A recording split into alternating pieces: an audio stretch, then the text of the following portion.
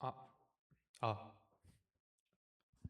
일단 이 곡의 제목은 아버지의 마음입니다. 그래서 무엇보다 뭐 그냥 전 잘 못 부르지만 가사만 그냥 이게 아버지 하나님의 마음이겠구나 하고서 천천히 들어주시면 좋을 것 같습니다.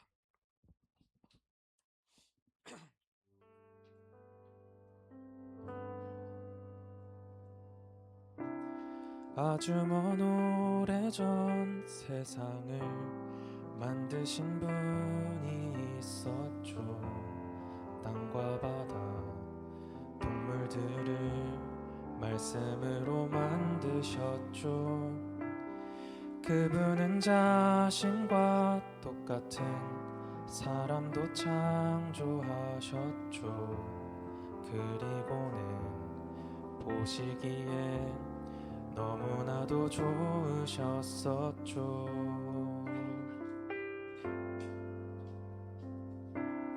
그런데 얼마 후 사람은 그분에게서 떠났고 죄 지으며 그분의 마음을 아프게 했죠. 하지만 그분은 사람과 함께 하시길 원했죠. 그분은 결국 외아들을 보내기로 결정하셨죠.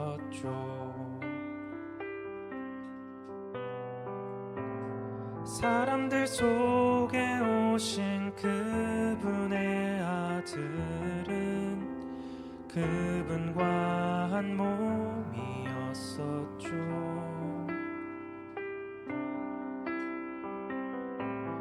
그분과 사람을 만나게 하기 위하여 십자가에서 피 흘렸죠.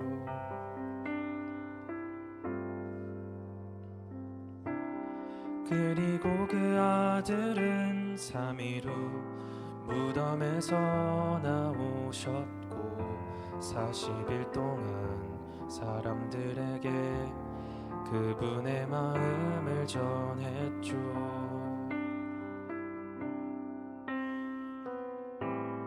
하나님은 너희를 사랑하고 계신다. 아들인 나를 버릴 만큼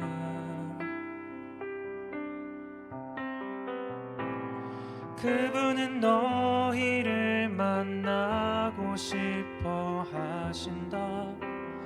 아들인 나를 버릴 만큼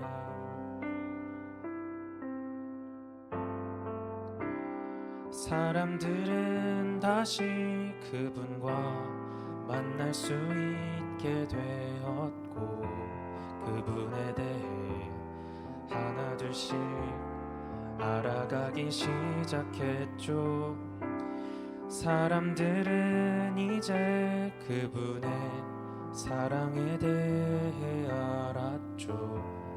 그분께선 자신들을 너무나 사랑한다는 걸,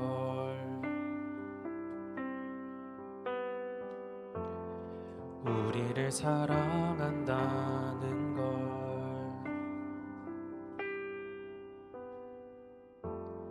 나를 사랑한다는 것을.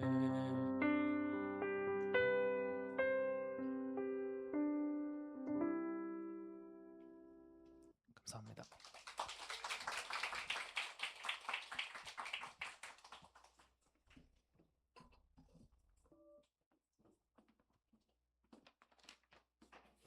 안녕하세요. 가사를 잘 음미해 보셨나요? 어, 우리 이 찬양을 이렇게 준비하고 또 이렇게 불러주신 형제님께 다시 한번 감사의 박수를 드리겠습니다.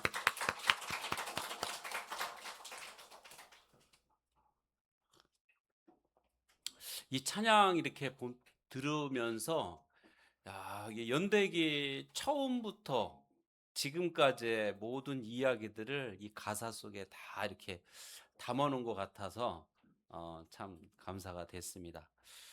아, 처음에 연대기 맨 처음 시작할 때 이 연대기의 특징이 따로 세우시겠어요? 하나님의 사랑 이야기라고 이제 여러분들께 말씀드렸었죠. 그 사랑 이야기의 이제 핵심적인 부분을 우리 함께 같이 한번 보도록 하겠습니다. 자, 요한복음 3장 16절 말씀 먼저 찾아보고 시작하도록 하겠습니다.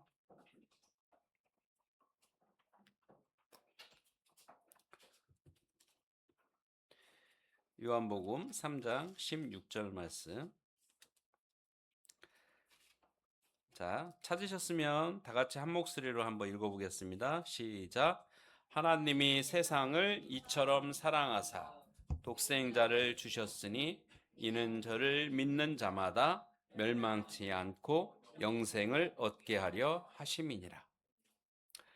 하나님이 세상을 이처럼 사랑하셨다는 것을 여기 계신 모든 분들이 오늘 이 시간 아셨으면 좋겠습니다. 하나님께서 태초에 이 천지를 창조하시고 자기 사랑하는 사람들을 사탄에게 잃어버렸을 때부터 하나님의 사랑 이야기는 시작이 됐습니다. 태초에 말씀이 계시니라 이 말씀이 하나님과 함께 계셨으니 이 말씀은 곧 무엇일까요? 하나님이시니라. 태초에 하나님께서는 말씀으로 존재하셨습니다. 근데 그 말씀으로 존재하셨던 하나님이 그 보이지는 않았어요.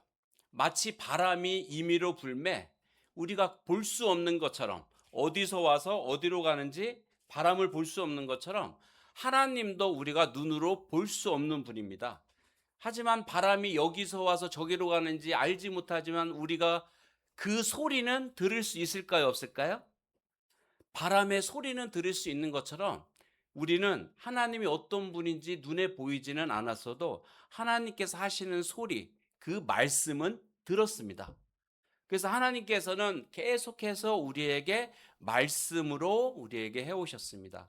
빛이 있으라 하심에 어떻게 됐다고요? 빛이 있었고. 하나님께서는 이 말씀으로 천지를 창조하셨습니다. 우리의 모양대로 우리의 형상대로 사람을 만들자라고 하나님께서 그래서 사람을 만드셨고 사람과 함께 사귐과 교제를 나누는 그러한 시간들이 있었습니다.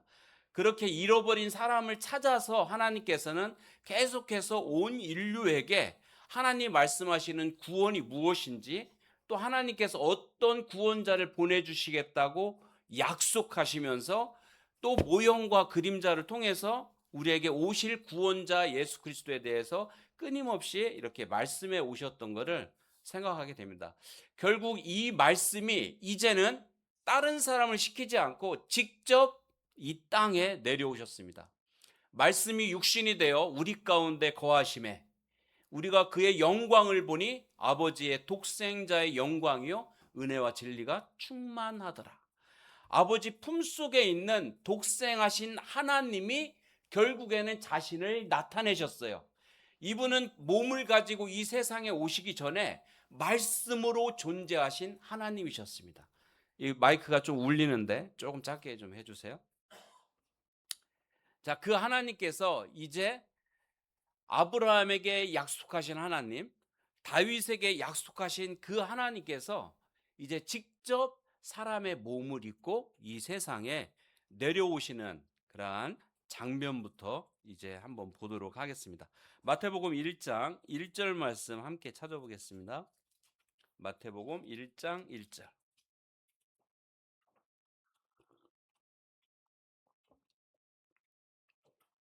자, 같이 한번 읽어보겠습니다. 시작. 아브라함과 다윗의 자손 예수 그리스도의 계보라. 자, 이 말씀이 개역 개정에서는 계보라고 적혀 있고 개역 한글에서는 세계라고 적혀 있고요. 아브라함과 다윗의 자손 예수 그리스도의 세계라고 적혀 있고요. 또 다른 번역본에서는 뭐라고 적혀 있냐면은 아브라함과 다윗의 자손 예수 그리스도의 족본이라라고 적혀 있어요. 다 비슷한 말인데 쉽게 얘기해서 이후에 1장 2절부터는 아브라함과 다윗의 자손으로 오시는 예수 그리스도의 족보에 대해서 쭉 적혀 있습니다. 제가 성경을 처음 접했을 때 기드온 성서 공회에서 온 이 신약만 적혀 있는 성경이 있었어요. 군대에서 할 게 없으니까 그 성경을 이제 보지 않겠어요? 이 마태복음 1장 1절부터 적혀 있었어요. 아브라함과 다윗의 자손 예수 그리스도의 세계라. 아브라함이 이삭을 낳고 이삭이 야곱을 낳고 야곱은 유다와 그의 형제를 낳고 유다는 다말에게서 베레스와 세라를 낳고 베레스는 헤스론을 낳고 계속 낳더라고요. 무슨 말인지 도저히 알아들을 수가 없었습니다. 근데 이 말씀은 우리가 이미 여태까지 살펴봤던 것처럼 아담과 하와부터 아브라함까지의 족보를 우리가 살펴봤던 것처럼 이 말씀에서는 아브라함부터 이제 예수 그리스도까지의 족보가 쭉 기록이 돼 있어요. 하나님께서 말씀하시고 이스라엘 백성들은 이것을 무슨 말인지 분명히 알아들을 수 있었어요. 하나님께서는 아브라함의 후손으로 또 다윗의 후손으로 메시아, 그리스도, 구원자를 보내주시겠다고 계속 약속을 하신 거예요. 그분이 이제 실제로 아브라함과 다윗의 자손으로 이 세상에 오신 것입니다. 혼동하지 않기 위해서 좀 말씀드리는 거는 메시아라는 말은 히브리어입니다. 그리고 그리스도라는 말은 헬라어예요. 우리나라 말은 뭘까요? 구원자예요. 다 똑같은 말입니다. 아시겠죠? 자, 그래서 메시아라는 말의 이름의 이 뜻이 뭐냐면은 기름 부음 받은 자라는 그러한 그리스도라는 뜻이 기름 부음 받은 자라는 뜻이 있어요. 그래서 예수님께서는 하나님께로부터 기름 부음을 받은 선지자이시기도 하시고 왕이기도 하십니다. 그리고 구원자 되시기도 하십니다. 또 하나님 앞에 제사장이 되신 분이기도 하십니다. 그래서 이렇게 기름 부음 받은 자라는 이러한 이름의 뜻을 갖고 있습니다. 자, 그렇게 아브라함의 다윗의 자손으로 오신 예수 그리스도에 대해서 하나님께서는 어떻게 태어나게 되셨는지를 상세하게 기록하고 있는데 18절 말씀부터 함께 보도록 하겠습니다. 자, 18절부터 같이 한번 읽어보도록 하겠습니다.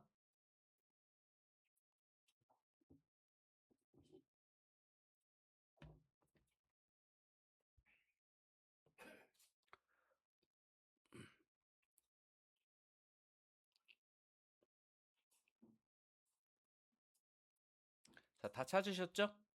자, 제가 한 절 읽고 여러분들이 한 절 읽고 해서 25절 마지막 절까지 한번 읽어보도록 하겠습니다. 예수 그리스도의 나심은 이러하니라. 그 모친 마리아가 요셉과 정혼하고 동거하기 전에 성령으로 잉태된 것이 나타났더니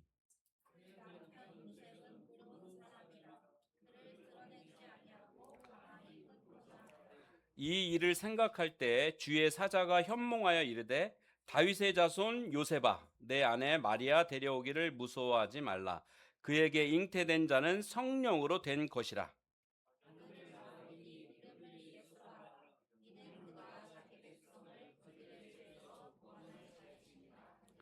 이 모든 일이 된 것은 주께서 선지자로 하신 말씀을 이루려 하심이니 이르시되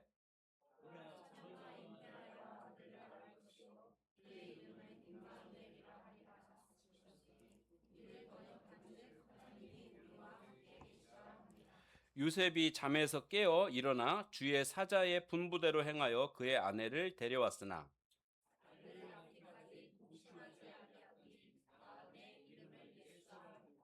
나음의 이름을 뭐라고 하라고요? 예수라 하니라. 그래서 예수님이 어떻게 태어나셨는지를 말씀하십니다. 18절부터 한번 보시면은 예수님께서 예수님의 어머니가 누구라고요? 마리아. 마리아가 누구하고 약혼했다고요? 요셉했어요. 요셉하고 같이 약혼했어요. 그런데 이들이 함께 동거하기 전에 잉태됐다는 거예요. 뭐가요? 아기가. 같이 두 부부가 이제 정식으로 이렇게 같이 동거하기 전에 처녀가 아기를 잉태한 거예요. 이런 일이 있을 수 있나요? 만약에 처녀가 결혼하지 않은 처녀가 아기를 가지면은 이 당시에 법은 어땠냐면은 그 여자를 돌로 쳐 죽였어요. 간음했기 때문에. 자, 그런 상황이 벌어진 겁니다. 자, 요셉의 마음은 어땠을까요? 자기하고 아내하고 같이 동거하기도 전에 이 아내가 아기를 가져버린 거예요. 그럼 그 남편 요셉의 마음은 어떨까요? 그런데 이 남편은 19절 말씀 보면은 어떤 사람이라 했나요? 의로운 사람이라 했어요. 그래서 그를 너 간음했지? 이리 데려와 해갖고 이리 데리고 와서 이스라엘 공회에다가 넘겨줘서 돌 맞아 죽게 한 게 아니라 이 요셉은 마음이 의로운 사람이었어요. 그래서 그 여자를 드러내지 않고 가만히 정혼을 깨버리려고 했어요. 끊어버리려고 그랬어요. 자, 이 일을 생각하고 있을 때에 밤에 하나님의 천사가 꿈속에 나타납니다. 20절 보시면은 자, 꿈속에 나타나서 뭐라고 말하나요? 다윗의 자손 요셉아, 내 아내 마리아 데려오기를 무서워하지 말라. 그에게 잉태된 자는 무엇으로 된 것이라고요? 성령으로 잉태됐다고 말씀하십니다. 여러분도 혹시 왜 예수님을 하나님의 아들이라고 표현하시는지 아시나요? 누가복음에서 이것을 정확하게 말씀하시는데 예수님을 하나님의 아들으로 왜 칭했냐? 예수께서는 성령으로 또 하나님의 능력으로 잉태돼서 나왔기 때문에 사람의 아들이 아니라 하나님의 아들이라고 표현했다고 이렇게 말씀하십니다. 이 하나님에 의해서 태어나시게 된 거예요. 남자 여자와 함께 동거해서 낳은 사람이 아니에요. 만약에 요셉의 씨로 예수님께서 태어났다면은 요셉처럼 똑같은 죄의 씨를 가지고 태어났겠죠. 그렇죠? 근데 그러지가 않은 거예요. 요셉의 씨로 태어난 것이 아니라 하나님의 성령으로, 하나님의 능력으로 태어났기 때문에 하나님의 아들이라 이렇게 칭한다고 우리에게 말씀하셨어요. 자, 그런데 그 아들을 태어나면은 성령으로 된 것이다. 이렇게 천사가 말하면서 천사가 이름까지 지어줍니다. 자, 21절 말씀 함께 한번 읽어보겠습니다. 시작. 아들을 낳으리니 이름을 예수라 하라. 이는 그가 자기 백성을 그들의 죄에서 구원할 자이심이라 하니라. 누가 이름을 지어줬다고요? 천사가 밤에 꿈에 나타나서 이렇게 이름을 지어준 거예요. 근데 예수라 하라는 거예요. 근데 왜 예수라고 하라고 했을까요? 그 이유는 뭐라고요? 그가 예수님이 자기 백성을 그들의 죄에서 구원할 자라는 거예요. 그래서 예수의 이름의 뜻이 구원자라는 이름의 뜻을 가지고 있어요. 이게 천사가 지어준 이름이에요. 제가 중국에 선교하러 이제 결혼하고서 1년도 안 됐을 때 이제는 선교를 갔던 적이 있는데 심양에 갔습니다. 심양에 갔는데 하루는 잠을 자는데 꿈에 어떤 꿈이 나타나냐면은 그 저희 아내가 침대에 누워 있는데 마치 죽은 것처럼 누워 있어요. 그리고 온몸에 진땀을 다 흘리고 기력이 없이 누워 있고 그 앞에 우리 교회 장로 형제님이 우리 자매를 이렇게 보면서 간호하고 있었고 간호사들이 왔다 갔다 했어요. 근데 이 꿈이 너무 생생해 갖고 새벽에 일어나자마자 한국에 전화를 했어요. 저희 아내 어떻습니까? 괜찮습니까? 근데 그 형제님이 깜짝 놀라는 거예요. 바로 어제 저녁에 제가 꿈꿨던 그 시간에 아기를 낳았다는 거예요. 근데 그것도 애가 일찍 나와서 이 제왕절개로 낳았다는 거예요. 그게 저도 너무 놀래갖고 와, 이런 일이 있나? 그래서 제가 이름을 뭐라고 지으려고 했냐면은 내가 중국에 있을 때 태어났으니까 중생이라고 하자 했는데 혼났어요. 장로회장님한테. 사람 이름을 중생으로 지면은 너 뭐 스님도 아니고.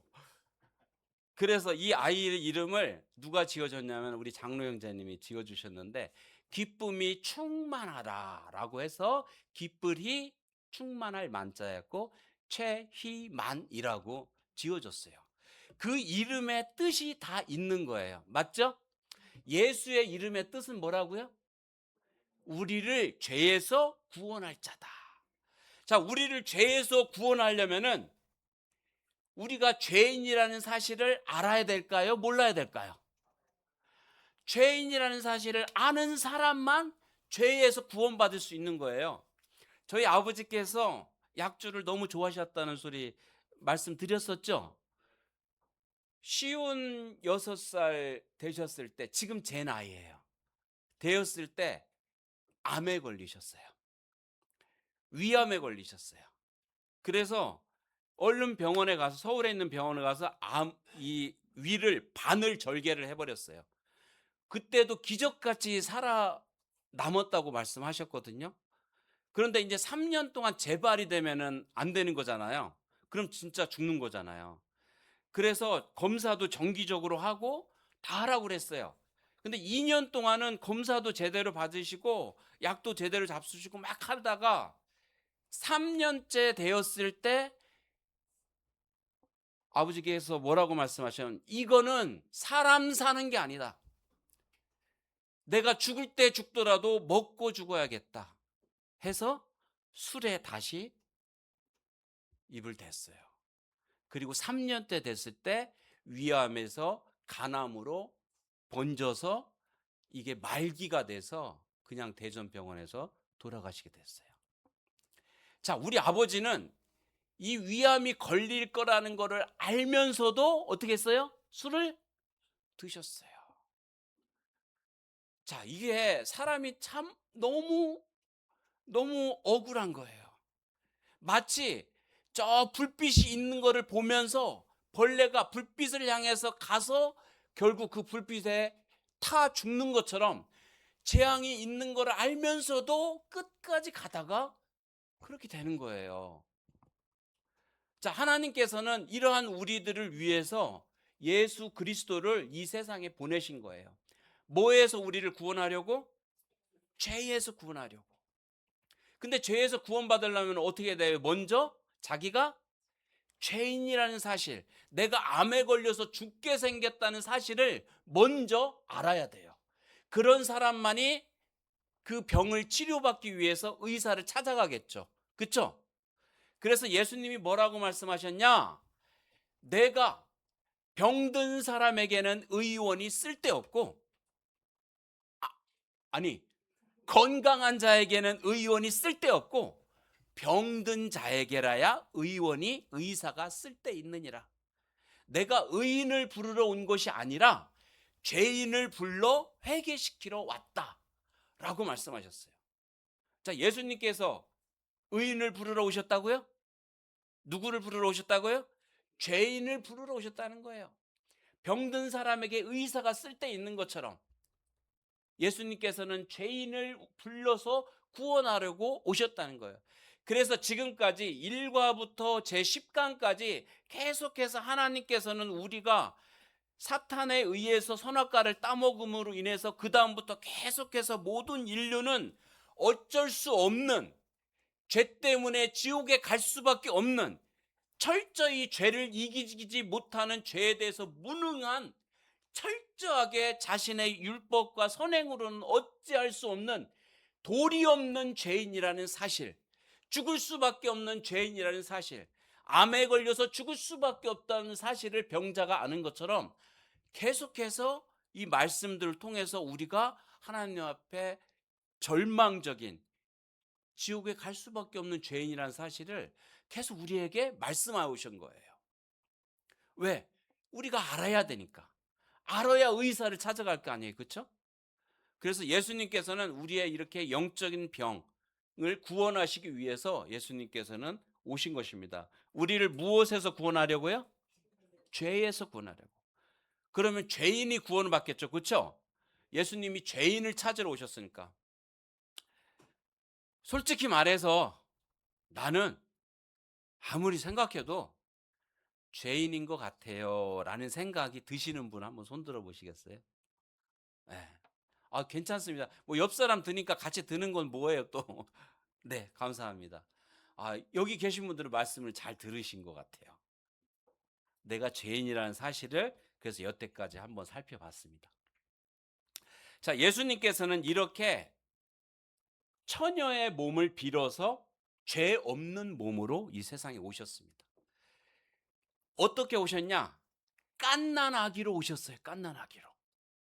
응애 응애 응애 울면서 우리와 똑같은 과정을 거쳐서 어머니 뱃속에서 나오신 거예요.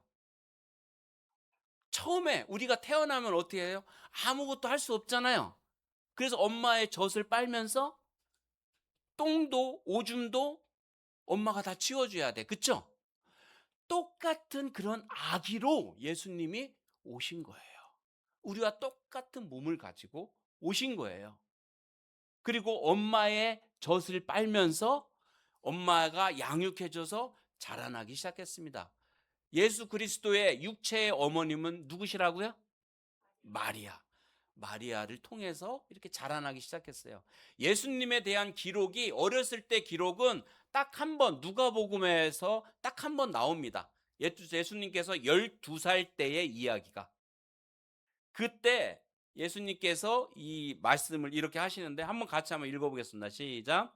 예수는 지혜와 키가 자라가며 하나님과 사람에게 더욱 사랑스러워 가시더라. 예수님께서 어느 날 갑자기 확 커갖고 성인 예수가 돼서 사람들에게 나타난 게 아니라 1살부터 2살, 3살, 4살 점점점 어떻게 했다는 거예요? 지혜와 키가 자라갔다는 거예요. 우리와 똑같은 사람이셨던 거예요. 맞나요? 예. 그렇게 자라가면서 하나님과 사람 앞에 더욱 사랑스럽게 자라가기 시작했습니다. 그렇게 자라가시다가 예수님께서 본격적으로 사람들 앞에 나타난 때가 언제냐면은 몇 살 때일까요? 따라서 해보시겠어요? 30살. 30살 때 이제 본격적으로 사람들 앞에 나타나기 시작했습니다. 근데 예수님보다 먼저 6개월 먼저 이 세상에 와서 이제 앞으로 예수 그리스도가 오실 것이다. 우리를 구원할 구원자가 오실 것이다. 그러니까 너희들은 회개하고 죄에서 돌이키고 이 구원자를 맞을 준비를 하라. 라고 앞에서 먼저 6개월 먼저 와서 막 사람들한테 외쳤던 선지자가 있었어요. 누굴까요? 침례 요한이에요. 그런데 이 침례 요한이 막 외치다가 보니까 어느 날 외치다가 이 요단강에서 사람들에게 침례를 주는 거예요. 이 침례는 무슨 침례냐면은 죄사함을 받는 침례가 아니에요. 따라서 해보시겠어요? 조금 어려운 말인데 죄사함을 받게 하는 회개의 침례. 죄사함을 받는 침례가 아니라 죄사함을 받게 하기 위해서 사람들로 하여금 마음을 회개케 하는, 돌이키게 하는 그러한 침례를 줬던 거예요. 이렇게 침례를 줄 때 저 멀리서 한 분이 오시는데 누굴까요? 예수께서 오시는 거예요. 그때 침례 요한이 소리를 칩니다. 이 말씀이에요, 바로. 같이 읽어보겠습니다. 시작. 이튿날 요한이 예수께서 자기에게 나아오심을 보고 이르되 보라, 세상죄를 지고 가는 하나님의 어린 양이로다.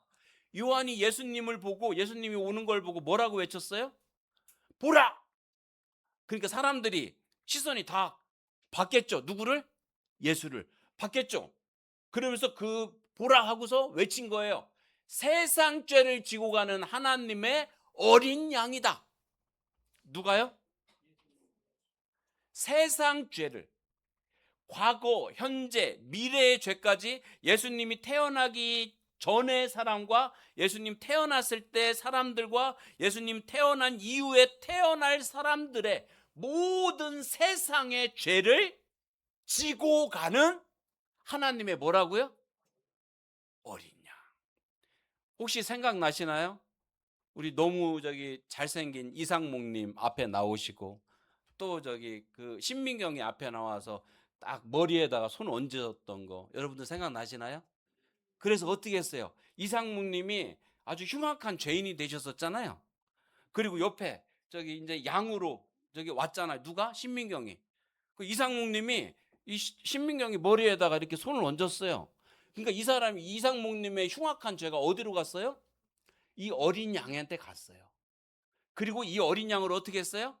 잡아 죽이고 피를 흘려서 하나님 앞에 뿌렸어요. 그래서 이 이상목님의 죄가 누가 지고 가는 거예요? 이 어린 양이 지고 가서 죽었어요. 그렇죠? 그래서 이상목님의 죄가 다 용서를 받았다는 것을 우리가 직접 앞으로 나오게 해갖고 이렇게 보여드렸어요. 다 기억하시나요? 이것처럼 그 옛날의 구약의 제사처럼 예수님께서 이제 한 사람 한 사람이 아니라 한 민족이 아니라 한 나라가 아니라 온 세상의 모든 사람들의 죄를 다 지고 가는, 단 한 번에 지고 가는 어린 양으로 오셨다는 거예요. 이것이 바로 예수님께서 오신 이유예요. 여러분들은 이 세상에 왜 오셨나요? 그 사춘기 때 되면은 늘 생각하죠. 아, 나는 어디서 왔는가? 나는 어디로 가는가? 나는 무엇을 위해 사는가? 아마 생각을 해보셨을 거예요. 여러분들은 이 세상에 왜 오신 것 같아요? 아, 이렇게 얘기하면은 그 나하고 맨날 술 먹던 그 이계주 형은 항상 하는 말이 잘 먹고 잘 살으려고 나왔지. 아이고, 잘 먹고 잘 사는 걸 뭐 동물도 짐승도 잘 먹고 잘 살긴 하잖아. 그렇죠? 근데 그것 때문에 온 건 아니잖아요. 근데 예수님이 오신 목적은 분명했어요. 뭐라고요? 세상 죄를 치고 가려고 오셨어요. 제가 저기 인천에 교회에 있을 때 한 아이한테, 그때 중학교 2학년이었었는데 이 아이를 이렇게 얘기를 하는데 하나님 말씀 복음을 전해줬어요. 근데 이 말씀을 그 아이한테 읽게 해줬어요. 설명도 안 했거든요. 근데 이 아이가 이 말씀을 딱 보더니 펑펑펑 우는 거예요. 막 갑자기. 그래서 물어봤어요. 왜 우냐? 예수님이 자기를 구원해 주셨다는 거예요. 그 이거 한번 이거 예수님께서 이 예수님을 보고 세상 죄를 지고 가는 하나님의 어린 양이라고 했는데 예수님께서 세상 죄, 너의 죄를 지고 어디로 가셨어? 이 아이가 뭐라고 얘기하냐면은 와 울면서 예수님께서 내 죄를 지고 어디로 가셨겠어요? 십자가로 가서 피 흘리셨죠. 막 울면서 얘기를 하는 거예요. 내가 처음 주를 만났을 때 외롭고도 쓸쓸했던 몸 조용히 내 손 잡아 이끄시며 병든 자여 일어나거라. 제가 예수님이 어떤 분인지 처음 알게 됐을 때 그 순간을 잊어버릴 수가 없어요. 여러분들도 그렇게 아셨으면 좋겠어요. 예수님께서는 이렇게 세상 죄를 지고 가기 위해서 오셨어요. 제가 너무 사는 게 힘들고 그리고 사는 낙이 없고 살 소망이 없어서 죽어버리고 싶어갖고 술을 맛으로 먹은 것이 아니라 죽으려고 막 먹었었어요. 엄청 먹었었어요. 저는 왜 살아야 되는지 사는 이유가 없었어요. 그랬을 때 이 예수님을 알게 됐을 때 나를 이렇게 사랑해 주는 분도 이 세상에 있구나, 이 사실을 깨달았어요. 여러분들도 그렇게 다 깨닫고 예수님을 만나시기를 바랍니다. 예수님께서는 이 세상에 오셔서 30살에 모든 사람에게 드러나셨고 3년 동안 세상 사람들에게 밝히 자신이 어떤 분인지 보여주셨습니다. 이것은 어떤 것과 같을까요? 옛날 우리 분들 기억하시나요? 전에 말씀드릴 때 이 이스라엘 사람들을 애굽에서 끌어내실 때 양을 잡아서 문 좌우에 발랐던 거 기억하시나요? 자, 그런데 그 양을 잡을 때 잡자마자 죽여서 피를 흘렸나요? 그러면은 어떻게 했나요? 며칠 동안 기다렸죠? 나흘 동안 기다렸죠? 그리고서 나흘 동안 그 양이 흠이 있는지 없는지 살펴보다가 이제 1년 되고 흠 없는 그 양을 잡아서 피를 발라서 그들은 살림을 받았어요. 마찬가지로 예수님께서 3년 동안 말과 행실과 일과 이 모든 것들을 아주 드러나게 세상 사람들한테 다 보여주셨어요. 사람들은 예수님을 볼 때 예수님에게서 아무 흠도 찾아볼 수가 없었어요. 아무 죄도 찾아볼 수가 없었어요. 심지어는 아주 머리가 좋은 그 당시의 엘리트, 서기관과 바리새인들, 또 우리나라로 치면은 공회원들, 이 국회의원들, 이런 사람들이 와서 예수님이 하는 말을 책잡아서 고소하려고 졸졸졸 따라다니는 사람들이 있었는데도 불구하고 예수님은 단 한 번도 책 잡히는 일이 없었어요. 그 예수님이 자신의 모습을 본격적으로 드러내기 시작했어요. 자, 따라서 해보시겠어요? 오병이어의 기적. 사람들이 예수님을 따르기 때문에 예수님의 말씀을 듣고 병 고침을 받으라고 수천 명, 5천 명이나 되는 사람들이 왔어요. 남자의 수만 5천 명이었어요. 그러니까 여자하고 아이들 포함하면 최소한 못해도 10,000명 이상은 됐겠죠. 그렇죠? 이 사람들이 예수님을 따라왔어요. 근데 이 사람들을 다 먹여줄 수가 없는 거예요. 너무나 수가 많으니까. 그리고 예수님이 이들한테 말씀을 가르친 지 며칠이 지나면 3일이 지났어요. 그러니까 배가, 먹을 것이 없는 사람 배가 고프겠죠. 그래서 예수님께서 이들한테, 이 제자들한테 이 사람들을 먹을 것을 좀 줘라 라고 말했어요. 그러니까 제자들이 깜짝 놀랐어요. 아니, 우리가 돈이 어디 있길래 이 수천 명 되는 사람들을 어떻게 우리가 먹일 수가 있어요. 이들을 보내서, 길에 이렇게 보내서 동네에 들어가서 뭐 좀 먹을 것 좀 사 먹고 오게 하세요. 이거 합리적인 말이잖아요. 그때 예수님이 뭐라고 대답을 하셨냐면, 이들을 그냥 내버려 보낼 때는 길에서 가다가 기진할까 하여, 따라서 해보시겠어요? 기진할까 하여 굶겨 보내지 못하겠노라. 이렇게 말씀하셨어요. 이들을 그냥 동네 가서 사 먹고 들어와라고 보냈을 때는 가다가 길에서 기진해서 쓰러질까봐 차마 이들을 그냥 보내지 못했어요. 그 예수님께서 이들이 가지고 있는 떡 5덩이, 물고기 2마리로 이 모든 사람들을 다 먹이셨어요. 그리고 오히려 이 사람들을 다 먹이고도 남은 게 12바구니를 거뒀다고 말씀하셨어요. 자, 이분이 어떤 분이길래 이러한 일을 할 수가 있을까요? 자, 위에 한번 읽어보시겠어요? 시작. 예수 그리스도는 참 하나님이시다. 이분은 만물을 창조하신 창조주이셨어요. 이 예수 그리스도는 만물을 창조하신 창조자 하나님이셨던 거예요. 태초에 하나님이 천지를 창조하시니라 바로 그 하나님이셨던 거예요. 아브라함에게 말씀하시기를 네 자손이 바다의 모래처럼 많을 것이다 말씀하셨던 그 하나님이셨던 거예요. 그분이 지금 자신의 하나님 되심을 이렇게 보여주고 계세요. 자, 그리고 이 장면은 많은 모습들을 다 말씀드릴 수 없기 때문에 큰 사건만 말씀드리는데, 죽은 지 나흘이 돼서 썩은 냄새가 나는 시체, 그 시체를 다시 살리신 장면이에요. 이름이 뭘까요? 나사로라는 사람이 있었어요. 이미 무덤에서 시체 썩는 냄새가 나는 이 나사로를 예수님께서 딱 말씀 한마디로 뭐라고 하셨을까요? 따라서 해보시겠어요? 나사로야, 나오라. 빛이 있으라. 이렇게 말씀하신 그 하나님이 바로 이분이세요. 이분이 빛이 있으라 하심에 빛이 있었던 것처럼 죽은 나사로를 보고 나사로야 나오라 했을 때 그가 다시 생명이 살아나서 무덤 밖에 나왔어요. 이 광경을 수십 명이 다 목격했습니다. 어떻게 해서 예수님은 이렇게 할 수 있었을까요? 이분이 바로 참 하나님이셨기 때문이에요. 또 예수 그리스도께서 이렇게 제자들과 함께 배에 이렇게 있었을 때 큰 광풍이 일어나고 배가 뒤집혀서 죽을 위기에 처했어요.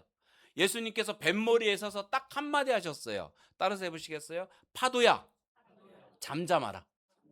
하니까 파도가 잠잠해졌어요. 예수님은 어떻게 이러셨을까요?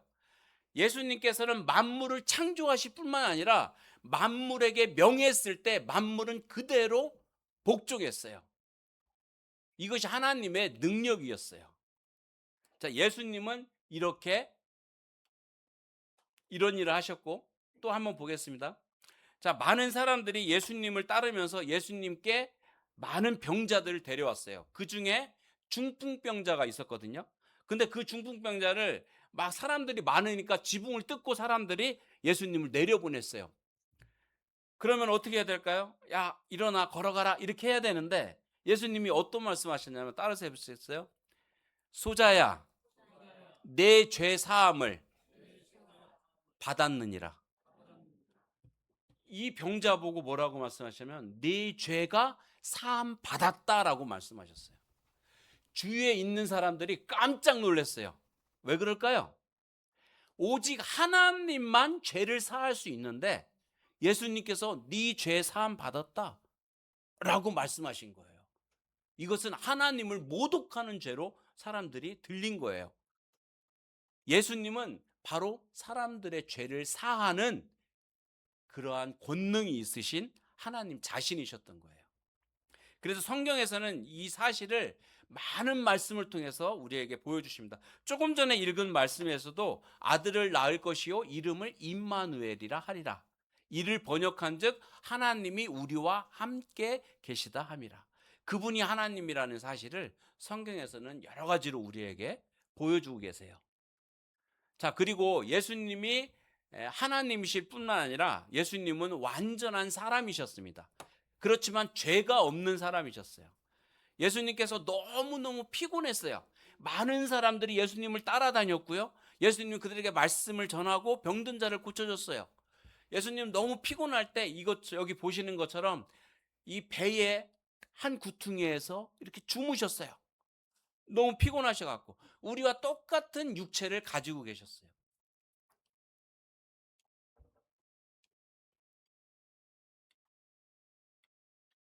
이거 안 돌아가네? 어. 자, 그리고 예수님께서 이 사마리아 여인을 만나러 가셨을 때 이 말씀 장면이 나오는데 우물가에 털썩 주저앉는 장면이 나와요. 예수님께서 나사로를 살리실 때 나사로를 죽은 걸 알고 그 누이들과 동네 사람들이 막 울 때 예수님께서 눈에서 눈물을 흘리셨다라는 말씀이 나와요. 내가 뭔가 마음 고통하고 뭔가 괴로워하고 힘들어할 때 눈 멀뚱멀뚱 뜨고 쳐다보는 그런 분이 아니라 우리와 똑같은 감정을 가지고 계신 분이셨어요. 그 예수님의 눈에서 물이 이렇게 툭툭툭 떨어졌어요. 놀랍지 않습니까? 자, 예수님은 참 사람이셨습니다. 예수님이 십자가의 고통을 당하실 때 하나님이시니까 고통을 당하지 않은 게 아니에요. 우리와 똑같은 몸을 가지고 계셨던 분이에요. 저는 예전에 뭐 이렇게 일을 하다가 뭐 집에서 초등학교 때 일을 뭐 하다가 잘못해서 이 가스레인지에 손을 뒤어버렸어요. 이만큼을 뒤어버렸어요. 그래서 우리 어머니가 얼른 저를 이리 와 해갖고 여기에다가 뭐를 줬냐면은 이제 알코올을 부어줬어요. 그래서 이 화기가 이 뜨거운 열기가 벗어 이게 이 밖으로 빠지도록 소주를 막 버주더라고요. 아플까요? 안 아플까요? 저는 으악 소리 질렀어요. 아프다고 으악. 근데 하나도 안 아파요. 해보세요. 소주 이렇게 붓잖아요. 이 화상 입은 데다 부어보세요. 하나도 안 아파요. 근데 악 하고 소리 질렀어요. 이 새끼손가락 하나에 가시만 들어가도 우리는 되게 고통스러워해요. 이러한 똑같은 몸을 가지고 예수님은 이 세상에 오신 거예요. 예수님은 하나님이니까 뭐 어떤 고통도 없고 아무것도 없을 거야. 아니에요. 하면 어때요? 아프죠? 이 똑같은 몸을 가지고 예수님은 그렇게 고통을 당하신 거예요. 누가 내가 이 예수님 믿고 나서 이 가족들이 총출동했어요. 왜냐하면은 이제 예수님 믿고 나서 제사를 안 지내니까 가족들이 아버지가 얘기해도 안 듣지, 엄마가 얘기해도 안 듣지. 그래서 저 서울에 있는 작은 아버지를 데리고 왔어요. 근데 그 작은 아버지들 중에 막내 작은 아버지가 아주 다혈질이었었어요. 그 아주 그냥 깡패 기질이 있었는데 그분이 오시더니 너 이렇게 해갖고 뭐 너 종교를 믿는 거 좋지만은 제사를 지내야 된다 막 하면서 막 이렇게 얘기했어요. 근데 저는 아니에요. 저는 안 돼요. 저는 예수님 믿고 교회 다닐 거예요. 다니지 마. 좋은 말로 할 때 다니지 마. 아니에요. 저는 다닐 거예요. 그런데 그분의 심기를 건드렸나 봐. 갑자기 손을 들어서 뺨을 쫙 때리더라고. 그래서 저도 모르게 했어요. 뺨까지 때릴 줄은 몰랐어요. 근데 속으로 쾌재를 불렀어요. 와, 나도 예수님 믿고 고난을 받는구나. 이 뺨 맞은 게 너무너무 기뻤어요. 나도 예수님 믿는다고 고난을 받는다고. 근데 아팠어요. 이와 똑같은 몸을 가지고 예수님께서 이 세상에 오신 거예요. 저는 청년 때 연극을 했었거든요. 청년부에 크리스마스 때. 근데 제가 예수님 역할을 맡았어요. 그래서 이게 반바지 하나 입고 위에는 벌렁 벗었어요. 그리고 실제로 이만한 큰 제가 그때 목수였기 때문에 큰 오비끼라고 하는데 큰 통나무로 십자가를 만들었어요. 그걸 지고 이렇게 터덜터덜 옵니다.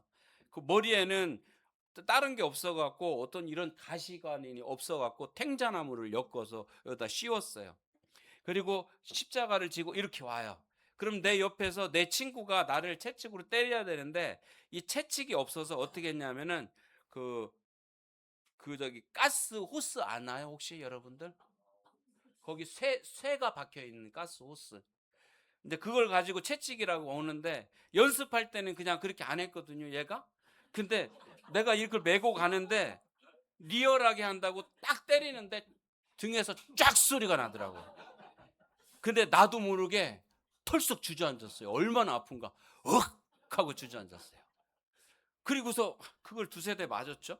그 맞고서 이제 십자가에 딱 달렸는데 십자가에 달리면서 이 탱자나무를 씌웠는데 이제 마지막으로 대사를 하고 고개를 탁 숙이고 죽는 장면이 있는데 고개를 탁 숙이고 딱 죽을 때 이렇게 보니까 앞에서 자매님들이 막 울어요.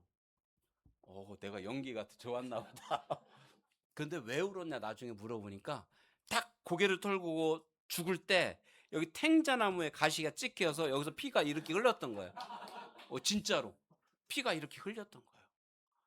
그러니까 와 너무 리얼하게 잘하긴 했죠. 근데 그런 우리와 똑같은 몸을 가지고 이분은 오신 거예요. 완전한 하나님이시자 완전한 사람이셨어요. 그리고 어떠한 방정식이나 원칙이나 원리가 아니라 이분은 뭐냐면은 똑같이 우리와 똑같은 감정이 있으신 인격으로 오신 거예요. 우리가 구원받는다는 거는 바로 이분을 우리 마음에 모셔드리는 거예요. 이분을 믿는 거예요. 그러니까 내가 뭐를 믿느냐, 우리가 믿는 믿음의 대상이 어떤 분인지를 우리는 먼저 알아야 돼요. 그래서 하나님 예수님이 어떤 분인지 지금 말씀을 드리는 거예요. 이분은 완전한 하나님이시자 완전한 사람이셨어요. 우리와 똑같은 고통과 감정을 가지신 완전한 인격이셨어요. 자, 그 모습을 예수님께서 나타내시면서 예수님께서 직접 하신 말씀을 같이 한번 읽어보겠습니다. 시작. 인자가 온 것은 잃어버린 자를 찾아 구원하려 함이니라. 예수님께서 왜 오셨다고요? 잃어버린 자를 찾아서 구원하려고. 자, 한번 읽어보겠습니다. 시작. 인자가 온 것은 섬김을 받으려 함이 아니라 도리어 섬기려 하고 자기 목숨을 많은 사람의 대속물로 주려 함이냐. 제가 여러분들한테 아까 왜 이 세상에 오셨습니까? 물어봤어요. 예수님은 왜 이 세상에 오셨을까요? 예수님은 죽기 위해서 이 세상에 오셨어요.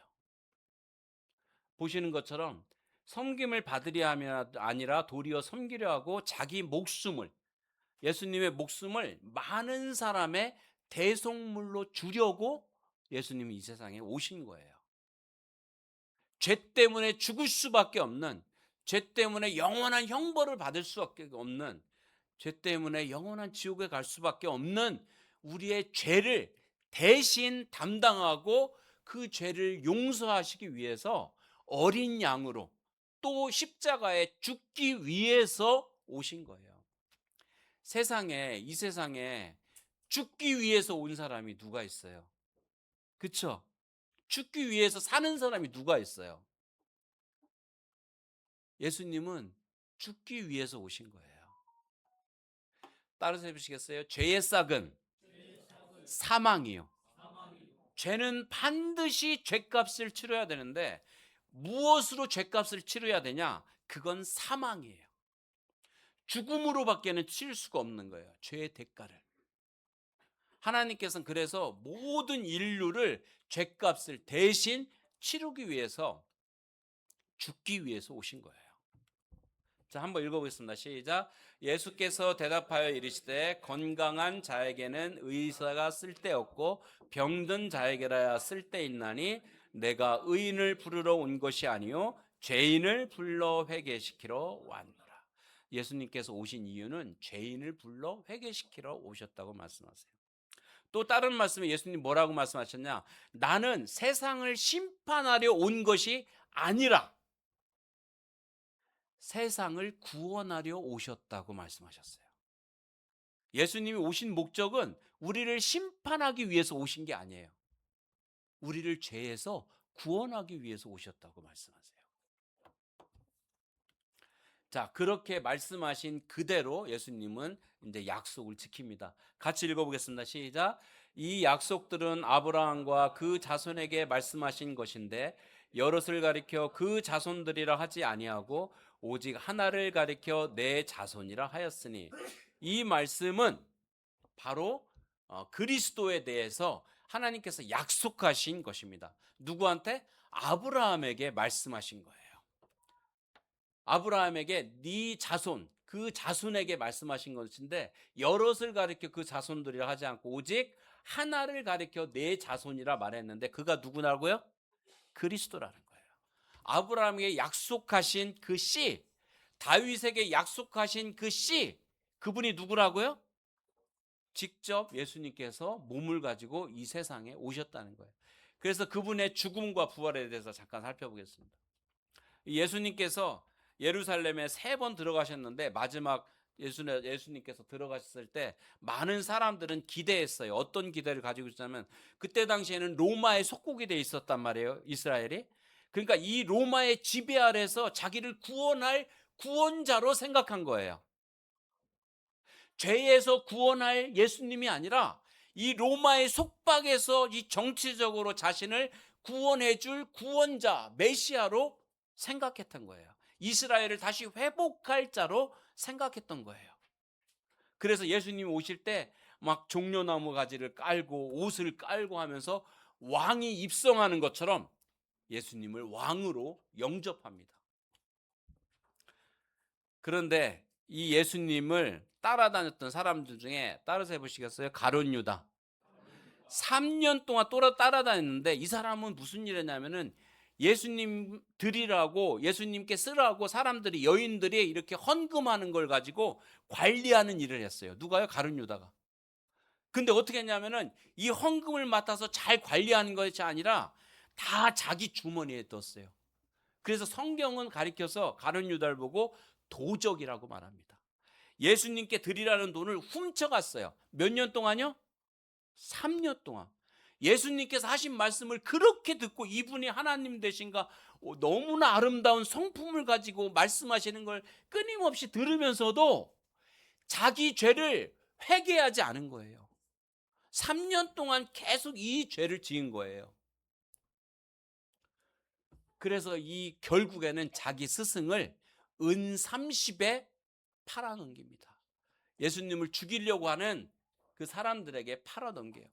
예수님께서 마지막으로 잡히시기 전에 온 제자들을 다 불러 모읍니다. 그리고 그들에게 떡을 행하게 하고 잔을 행하게 하십니다. 이 떡을 가리켜서 말씀하실 때 뭐라고 말씀하시면 이것은 너희를 위하여 주는 내 몸이다라고 말씀하세요. 그리고 잔을 가지고서 제자들이 삥 둘러서 먹게 하시면서 뭐라고 말씀하시냐면 이 잔은 너희를 위하여 흘리는 바 나의 피다.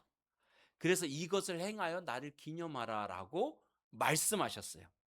그 말씀하시고 제자들을 데리고서 갔을 때 겟세마네 동산에 갔을 때 많은 사람들이 와서 예수님을 잡아갑니다. 제가 시간이 없기 때문에 오늘은 예수님의 죽음과 생애에 대해서만 간단하게 말씀드립니다. 그래서 예수님을 이렇게 잡아왔어요. 빌라도 법정에 잡아왔습니다. 근데 예수님을 아무리 봐도 죄가 없는 거예요. 빌라도가 무려 3번이나 예수님 보고 죄가 없다고 하셨어요. 그런데도 사람들은 예수님을 못 박아라, 못 박아라 이렇게 합니다.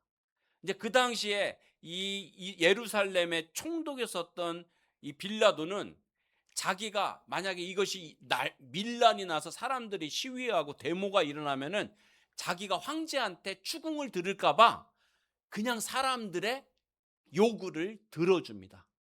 그래서 예수님을 십자가에 못 박게 내어주게 돼요. 그래서 예수님을 십자가에 못 박을 때 이 사람들이 맨 처음 한 것은 예수님의 옷을 벗겼습니다. 그리고 예수님을 이렇게 눕게 하고 채찍으로 예수님의 등을 때렸어요. 성경에는 마치 밭고랑처럼 깊게 패였다고 말씀하십니다. 사람들은 이 십자가의 처형이 너무나 고통스럽기 때문에 그 처형 받기 전에 죽게 하려고 일부러 뇌물을 그 군인들한테 줘서 심하게 때립니다. 그래서 십자가의 그 모진 고통을 피해가게 그 채찍으로 맞아서 죽게도 만든다고 합니다. 그 채찍은 그 가죽끈으로 된 채찍인데 그 끄트머리에 뼈 조각 조개나 뼈 조각, 쇳덩어리 이런 거를 달아서 내려칩니다. 그리고 내려치고서 빼면은 살쾡이가 뚝떡뚝떡 이렇게 떨어져 나가는 아주 고통스러운 형벌이었습니다. 예수님께서 이 몸으로 이 채찍을 다 맞으세요. 죄가 하나도 없는 분인데도 불구하고 예수님은 사람들에게 이렇게 채찍을 맞으십니다. 그 예수님께서는 아까 말씀드렸던 것처럼 이 가시관, 여기서 나는 이 과시관은 이 철사보다 더 튼튼하다고 합니다. 그래서 부러지지 않아요. 그래서 사람의 머리를 박아버리는 것입니다. 상처 나고 뚝 부러지는 게 아니에요. 이러한 면류관을 만들어서 사람들이 예수님 머리에 씌우고 조롱을 합니다. 그리고 심지어는 저 밑에 하찮은 천한 하인들도 예수님을 보고 뺨을 때리고 침을 뱉었어요. 예수님은 이런 것들을 그대로 다 감당을 하십니다. 그리고 예수님께서는 이 십자가를 지고 갈보리 언덕에 올라가시게 돼요. 그리고 사람들이 예수님을 십자가에 못 박고 나서 십자가에 이렇게 묶고 나서 손과 발에 이렇게 대못으로 박습니다. 대못으로 여기를 박는 게 아니라 손바닥을 박는 게 아니라 여기를 박는다고 합니다. 이 손바닥을 밟으면은 이 자기 체중에 못 이겨서 이 손이 찢어져서 떨어지기 때문에 뼈와 뼈 사이에다가 이 대못을 박는답니다. 이 얼마나 고통스럽겠어요. 그리고 발도 마찬가지입니다. 그렇게 해서 예수님은 십자가에 이렇게 못 박게 됩니다. 숨을 쉬려면은 이분이 이 발가락에다가 힘을 줘서 일어나야 되는데 그렇지 않으면은 그냥 이렇게 축 처져 갖고 폐를 눌러서 이게 숨을 못 쉬게 된답니다. 그래서 조금이라도 숨을 쉬려고 하면 일어나야 되는 거예요. 그 예수님께서 어떤 고백을 했냐면은 내 뼈를 다 셀 수 있다고 고백을 했어요. 내 혀가 이틀에 천장에 딱 붙었다고 말했어요. 그런 고통을 당하시면서 예수님은 십자가에 못 박히십니다. 그리고 예수님께서 이렇게 십자가에 못 박히시고 여러 하나님 앞에 예수님께서 십자가에 못 박혀서 큰 소리를 질렀던 그 장면이 여러 가지 있는데 요거는 상세한 것은 다음 주에 제가 조금 더 살펴드리도록 하겠습니다. 자, 그래서 예수님은 십자가에 못 박히셔서 고개를 떨구고 돌아가시게 됩니다. 다 같이 읽어보겠습니다. 시작. 다 이루었다. 이것이 예수님께서 마지막으로 우리에게 하신 말씀입니다. 십자가에서 죽기 전에 하나님께서 시키신 일을 다 이루었다는 것입니다. 온 인류의 죄를 갚기 위해서 오신 예수 그리스도께서 온 사람들의 죄를 다 갚았다고 선포하시는 것입니다. 다 이루었다는 것입니다. 자, 그리고 예수님께서는 십자가에 못 박히시고 장사됐습니다. 이것이 이스라엘 사람들의 무덤입니다. 우리나라는 이렇게 해서 무덤을 만드는데 굴을 파갖고 돌 파갖고 여기에다가 무덤에 뉘입니다. 근데 죽은 지 사흘 만에 예수님을 따르는 여인들이 장례법에 따라서 향품을 가지고 왔을 때 이미 예수님께서는 다시 살아나시고 부활하시고 이곳에 계시지 않았습니다. 자, 같이 한번 읽어보겠습니다. 시작. 예수께서 이르시되 나는 부활이요 생명이니 나를 믿는 자는 죽어도 살겠고 무릇 살아서 나를 믿는 자는 영원히 죽지 아니하리니 이것을 내가 믿느냐. 자, 나는 부활이요 생명이니, 예수님께서는 부활이시고 생명이시기 때문에 계속해서 죽어 있을 수가 없었습니다. 예수님은 죽은 지 사흘 만에 살아나셨고 40일 동안 제자들에게, 믿는 자들에게 나타나셔서 여러 가지 말씀들을 하시고 결국에는 40일 뒤에 하늘로 승천을 하셨습니다. 그것을 수많은 사람들이 봤어요. 맨 처음 게바에게 부활하신 모습을 보여주셨고요.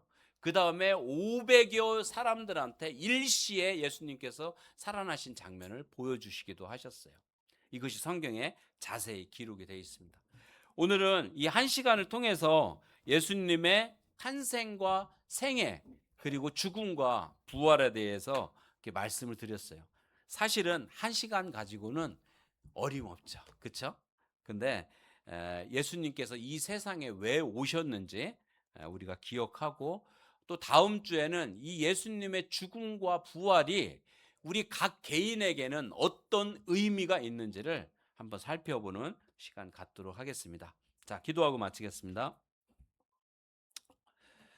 주님 감사드립니다.